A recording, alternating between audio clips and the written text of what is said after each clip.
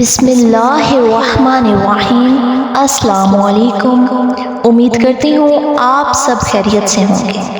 ربی اشرح لی صدری ویسر لی امری واحلل عقدۃ من لسانی یفقہوا قولی ربی زدنی علما۔ اس ویڈیو میں ہم آپ کو 3 ایسے وظائف بتائیں گے جو انشاءاللہ ٹاپ آف دا لسٹ 3 وظائف ہیں۔ مصیبت ہو یا کوئی پریشانی ہو یا تکالیف ہوں تو ان کو دور کرنے والے ہیں۔ آپ صلی اللہ علیہ وآلہ وسلم کی طرف سے تعلیم فرمائے گئے یہ 3 وظائف جو کہ حدیث کے مطابق ہے۔ پہلا ہے لا الہ الا انت سبحانک انی کنت من الظالمین۔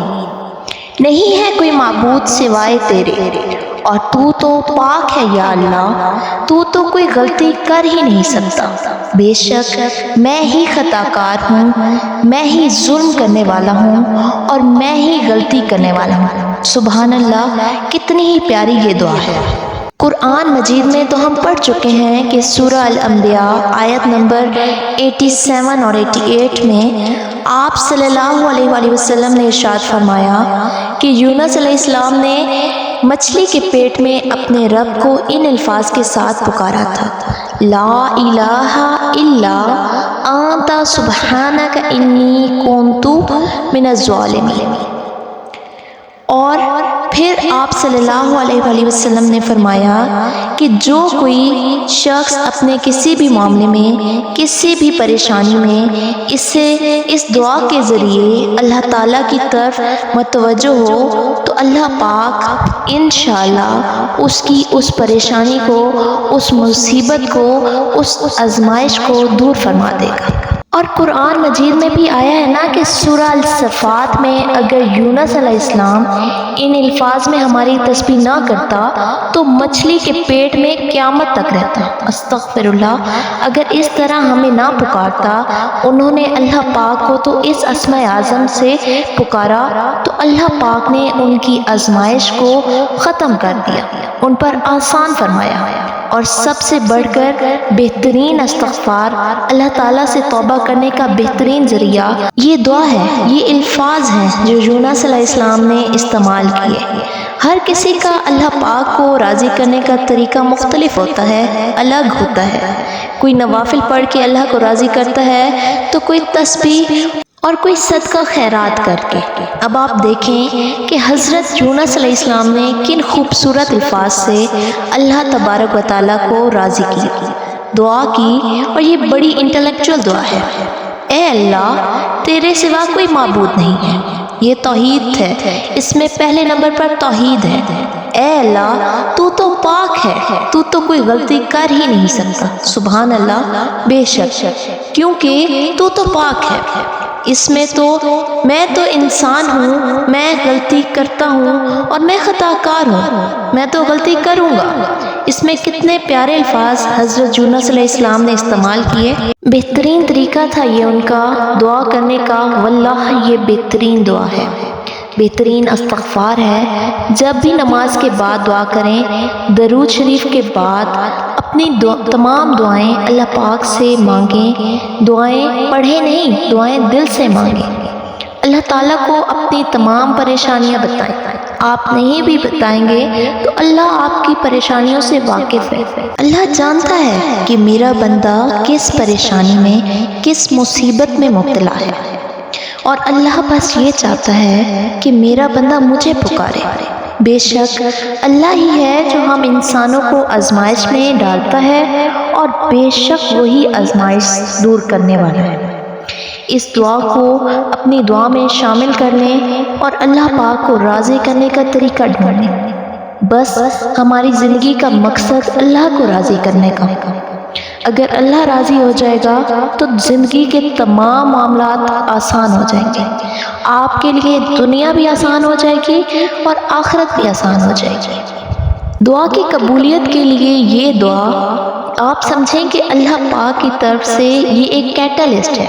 جیسے ہم کیمسٹری میں کہتے ہیں نا کہ کیٹلسٹ جو کہ کیمیکل ریئیکشن کو تیز کرنے والا ہوتا ہے، اسی طرح لا الہ इल्ला अंता सुब्हानका इन्नी कुन्तु मिनज़ ज़ालिमीन। ये भी एक कैटलिस्ट की तरह है, ये दुआ को बहुत जल्दी कबूल करवाने वाला है। अब है दूसरे नंबर पर दूसरा वजीफ़ा, जो कि हदीस के मुताबिक है। अनस इब्ने मालिक फरमाते हैं, आप सल्लल्लाहु अलैहि वसल्लम को जब भी कोई तकलीफ़ या परेशानी पहुंचती तो आप सल्लल्लाहु अलैहि वसल्लम हमेशा इन अल्फाज में अपने रब को पुकारा करते थे, या हय्यु या कय्यूम बिरहमतिका अस्तगीसु, ऐ खुद से ज़िंदा हर चीज़ को थामने वाले, मैं तेरी रहमत के साथ तेरी मदद का सवाल करता हूँ। बहुत ही बेहतरीन दुआ है, कितने खूबसूरत अल्फाज हैं। ऐ खुद से ज़िंदा हर चीज़ को थामने वाले, मैं तेरी रहमत के साथ तेरी मदद का सवाल करता हूँ। यहाँ पर अस्तगीस अगर हम वाहिद के लिए करें तो अलिफ या हमज़ा के साथ अगर हम पढ़ेंगे तो ये वाहिद का सीगा होगा, और अगर नून नस्तगीसु कहेंगे तो ये जमा के लिए होगा। कितनी बेहतरीन दुआ है, ये भी अस्मे आज़म में से है। तीसरा वजीफ़ा जो सही बुखारी हदीस के मुताबिक है, इब्ने अब्बास रज़ी ताला अन्हा कहते हैं कि हज़रत इब्राहीम अलैहिस्सलाम को जब आग में फेंक रहे थे तो इब्राहीम अलैहिस्सलाम ने उस वक्त कहा था, हस्बुनल्लाहि व निअमल वकील, हमारे लिए अल्लाह काफ़ी है और वो बेहतरीन कारसाज है। नबी पाक सल्लल्लाहु अलैहि वसल्लम भी परेशानी में यही दुआ फरमाते थे। उसका ज़िक्र कुरान मजीद में भी मौजूद है। सूरह अल इमरान की आयत नंबर 173 में है कि जब नबी अकरम सल्लल्लाहु अलैहि वसल्लम और अहले ईमान को ख़बर पहुंची कि काफिर उनके ख़िलाफ़ साजिश कर रहे हैं, तो नबी अकरम सल्लल्लाहु अलैहि वसल्लम और अहले ईमान ने भी यही दुआ फरमाई, हस्बुनल्लाहि व निअमल वकील। इन दुआओं से हमें ये भी सबक मिलता है कि जब हमारे नबियों ने भी अल्लाह पाक को राज़ी करने के लिए दुआएं की थीं, इन अल्फाज पर फोकस तो करें, कितने खूबसूरत अल्फाज हैं। अगर हम भी अल्लाह पाक को राज़ी करने के लिए इन खूबसूरत दुआओं का सहारा लें तो मुझे यकीन है कि अल्लाह पाक हमसे राज़ी हो जाएगा। हर मकसद के लिए कोई ना कोई दुआ है ही। दिल के सुकून के लिए सूरह यासीन पढ़ लें, रहमतों के लिए सूरह रहमान पढ़ लें। हर दुआ का कोई ना कोई मकसद है।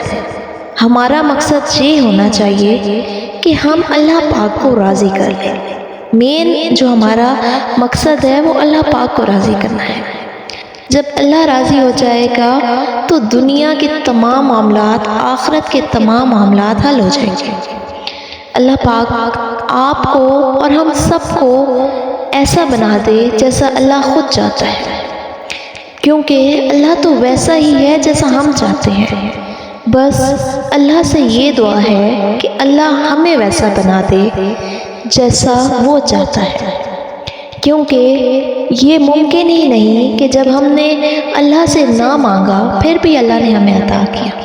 तो ये कैसे मुमकिन हो सकता है कि हम अल्लाह से मांग रहे हों और अल्लाह हमें अता ना करे।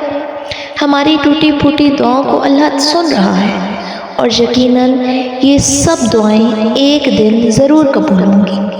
अगर कोई दुआएं आपकी और हमारी कबूल नहीं हो रही तो इन दुआओं से हमें ये देखना चाहिए कि ये अल्लाह की तरफ से हम पर परेशानी है या आजमाइश है या अज़ाब है। अगर हम अल्लाह को याद कर रहे हैं, सजदा कर रहे हैं, नमाज़ें पढ़ रहे हैं, तो यकीनन ये हम पर अल्लाह की आजमाइश है और अल्लाह खुद ही हमें इस आजमाइश से निकालने वाला है। अल्लाह चाहता है कि हम उससे बार बार पुकारें। अल्लाह को हमारी ये पुकार पसंद आ रही है और यकीनन हमारी पुकार का वो जवाब देगा। हमारी कबूलियत का वक्त भी आएगा। अल्लाह पर भरोसा रखें और नाउमीद ना हो। अल्लाह सबको देने वाला है। उसने अगर दूसरों को जो कुछ दे रखा है वो आपको भी देने पर कादिर है। वो बस आजमाइश कर रहा है, हमारा इम्तिहान ले रहा है اور سب سے پہلے یہ دعا ہے کہ اللہ پاک ہم سب کو اس امتحان میں جس میں ہم سب گزر رہے ہیں کامیاب فرمائے، اور اللہ پاک ہماری آزمائش کو آسان فرمائے، اور ہم پر وہ اللہ پاک کسی پر بھی وہ بوجھ نہیں ڈالتا جس کو سہنے کی اس بندے میں طاقت نہ ہو۔ یقیناً ہمارے اندر وہ طاقت ہے، تبھی ہماری آزمائش لمبی ہوتی جا رہی ہے۔ انشاءاللہ ہماری آزمائش کے ختم ہونے کا بھی وقت آئے گا، اور اللہ تعالیٰ سے امید، یقین، توکل رکھی ملتے ہیں اگلی ویڈیو میں۔ تب تک کے لیے اللہ حافظ، فی امان اللہ۔